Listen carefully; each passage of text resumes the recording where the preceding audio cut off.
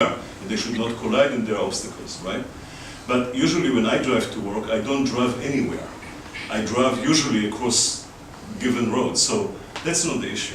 I mean, it's not this path planning. The issue is, especially in military environment, that you want to be in communication with the rest of your troops. So the path planning is along known paths, so to speak, but how to move along them is important. So there's a lot of work that was done here. He brought to the project Handy Benson from the School, I believe, of Management, right? And this has become, I believe, one of the first, if not the first time, that communication constraint while moving has been considered. He's also published a book, which is very rare. I mean, that's the only time it's happened, right, in our lab, that the book was published. So we've become much more serious. By the way, a little bit about this.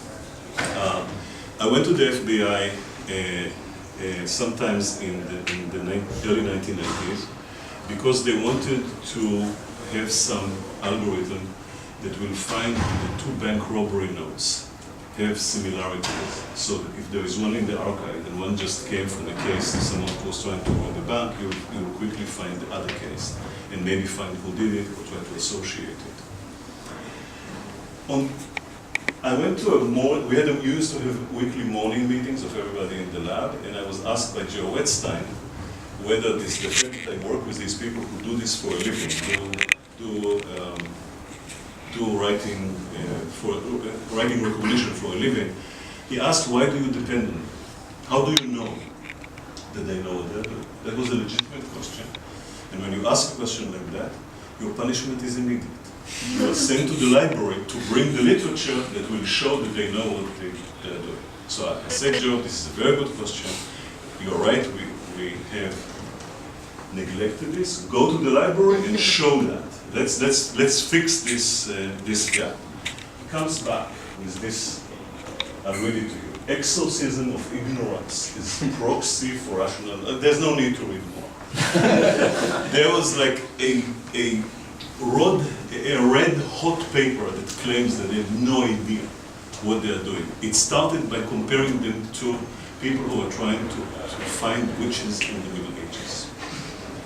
So we started working on this. And it was a very interesting and controversial work because I found myself in courts quite often at the time, demonstrating this work. But before I go into that, I just want to tell you another interesting episode. My parents came to Chicago, and I decided to go to see them on the weekend. And before the weekend, the fellow from the FBI came to see me just to see how the project is progressing. The other project, the business of the comparison. So he said that the American Society of Question Document Examiners is meeting in Chicago. And if I'm there, I should stop by. I didn't think I'd do it because I didn't see my parents for a long while. But you know something, after you have been with your parents for 2 days, you want to go to the American Society. So on the last day of the conference, I went there.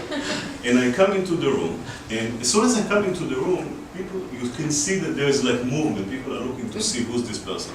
But there is a talk going on. And the talk,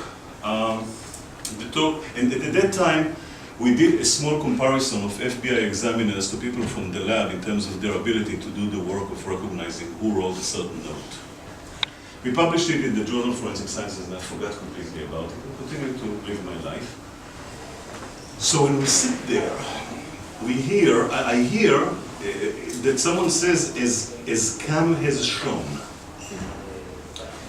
And he pronounced my name a little bit funny, and I was not sure, but I said, initially I said, interesting that there is another person with the same family name. I didn't think that is us. And as he continued, he ended, and then they started talking, and they started mentioning my name, and I realized it is this JFS paper they talk about, and they started arguing. They basically, the first question to the person said, you said that Kam had, and I think that you don't understand what he has done, and this person gave another interpretation of the 1994 paper. Incidentally, the first interpretation was wrong, and the second interpretation was wrong. Both of them did not understand what I put. So then other people joined the conversation and suggested other interpretations of the paper, and they also didn't get it. So eventually, I raised a hand, and I said, I think that Kam meant.